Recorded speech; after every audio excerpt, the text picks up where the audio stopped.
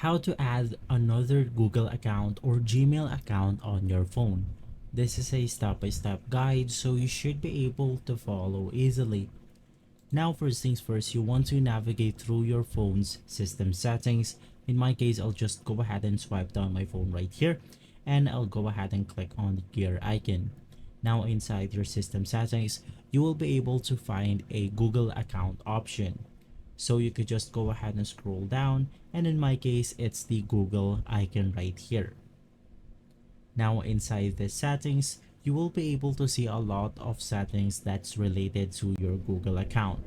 But to make things easier, you can just go ahead and click on your name right here, and you will be able to see this arrow button.